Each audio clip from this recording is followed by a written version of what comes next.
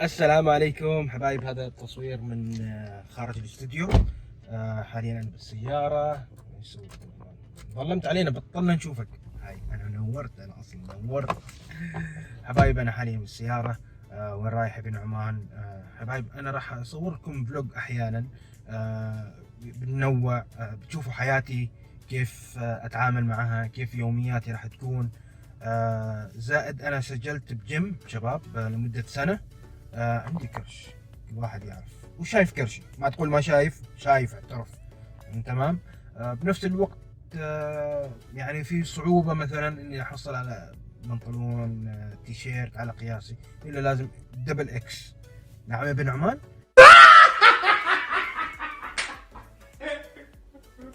دبل ايوه دبل اكس. يعني صعوبة تحصل القياس. صرت اخذ هذا يعني تحس بضيقة انك تضايق، ما تحصل على قياسك. من هيك انا من ناحية اني اخذت هذا الجيم قرار نهائي. راح اكون ملتزم بالاكل. سعرات حرارية راح تكون معينة. الكوتش ما راح يقصر. يلا حبايب جاهزين؟ ليتس جو شباب. قبل لا نتحرك اهم شيء حزام الامان، هذه مهمة شباب عشان سلامتك وتكون بأمان. المهم شباب، حاليا وين رايح ابن عمان؟ أول نقطة أنتم أكبر قدر نروح نشتري جوتي.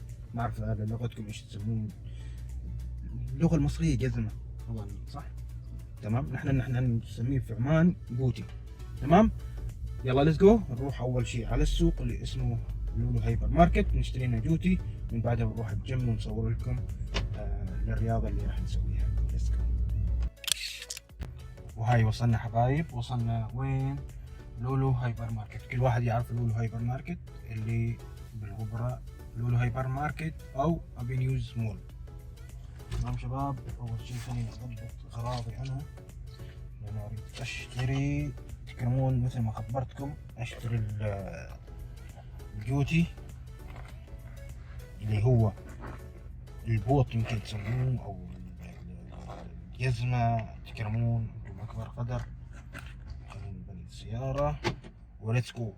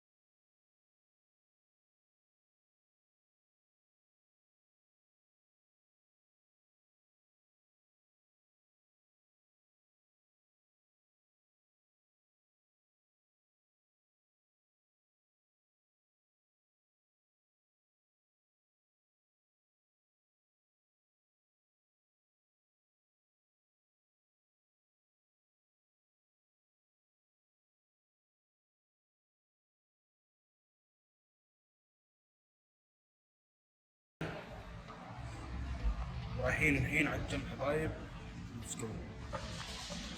المشكلة تعرفوا في خصوصية ما نقدر نحن نصور.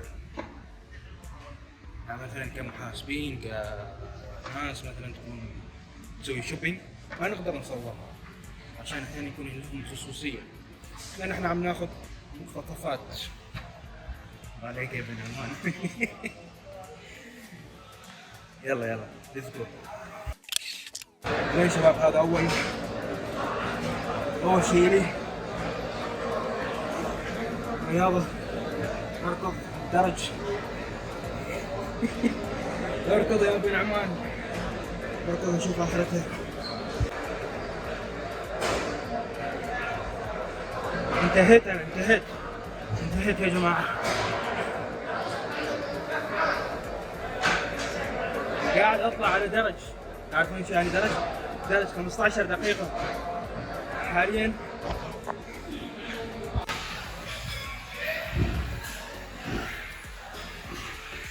تسع دقائق يا جماعة الخير، يعني نقول 10 دقائق.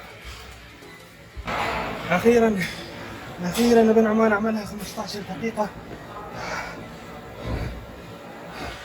يلا تعبت تعبت يا جماعة.